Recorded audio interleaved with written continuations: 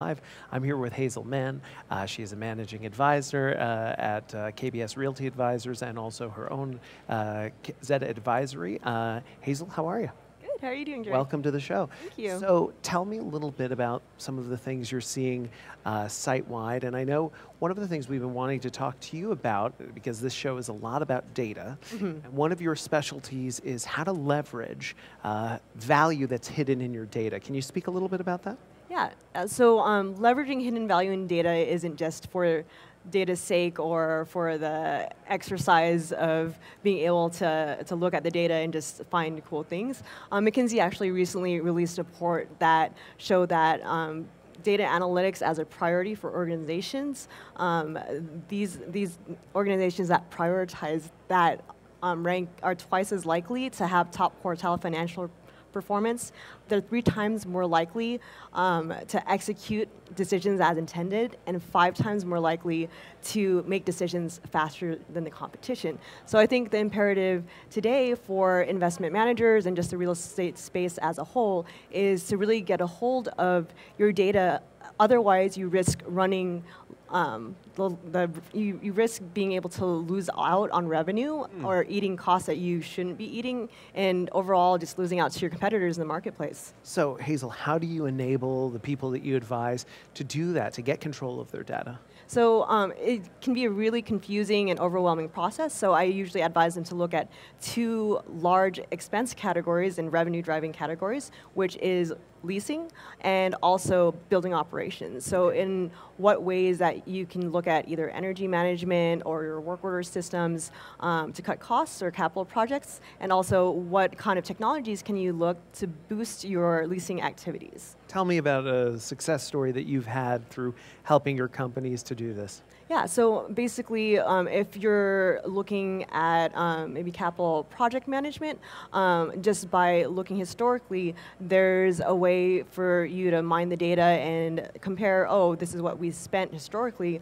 on this kind of line item, right? And then looking in the future, which I like really getting at, is you can apply AI to a batch of your historical invoices, and if you have job code or job cost, isolate this type of project for a 50,000 square foot renovation with these specs would take around this much time and this much cost to complete. Because right now that budgeting process is very opaque, and you always have to reforecast, and it's always off, and I've had to do those variance reports before, and they're not very comfortable. Sure. To the extent that you can leverage technology and things that are already out there with the data you already have and that you're sitting on, that's a gold mine, you can do a lot of actionable things today. I mean, I think, there's some resistance to this. Oh, God, we have enough to worry about. What's your argument to those companies? So the thing is, a lot of companies worry about that, and they make objections to that. So the other side, besides the data side, I love the design thinking side. So what the design thinking process looks like isn't just like, oh, let's make pretty things.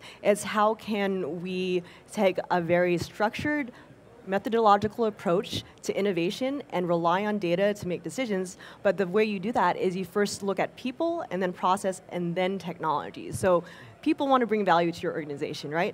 But you need to put processes in the way that helps them do that and doesn't get in the way of the value they want to bring. And lastly, you use the technologies that augment those processes that make sense for that type of person, the value they want to bring. So a real problem-solving approach. Instead of trying to impose something, you're asking your peoples, how can I make your life a little bit easier in the way that you like it to be made easier? Exactly. And adopt the technology there. Yeah. Is there anything else that you'd like to leave us with before we move on to our next segment? Any other thoughts that you have for us here at 2018 Realcomm? Yeah, I think we're at a really interesting point in the trajectory of technology. In that, just a few years ago, there's only 1.6 billion in VC money invested in this sector, and that's bloomed to 12.6 billion in the last year alone. Right. So we see a lot of opportunities and new things from the tech sector transitioning over. So as far as from computer vision, AI, being able to track how many individual tenants are going into their suites at any given time, heat mapping, amenity usage, that's all in the very near future just based off data. Yeah, the technology is here to make it accessible. It's just about having people on hand who can really help you make that transition. And if anyone needs that help, if they feel like, oh God, it's such a, we're looking to get into that water, how can they is it difficult for them to try and interact with either of your companies? Like for me personally, when I consult with clients and I try to, a lot of people jump to brainstorming a solution, like let's rush to the solution. But part of the design thinking methodology is take a very good, like a methodological approach to truly understanding your client. It's not just gathering requirements. Everyone can rush to do that. But when you have a very expanded view of the problem, you have a more comprehensive view of possible solutions. Terrific. Hazel, thank you so much for sharing your thoughts with us today. Thank you so much, Jerry. Really nice talking to you. Pleasure.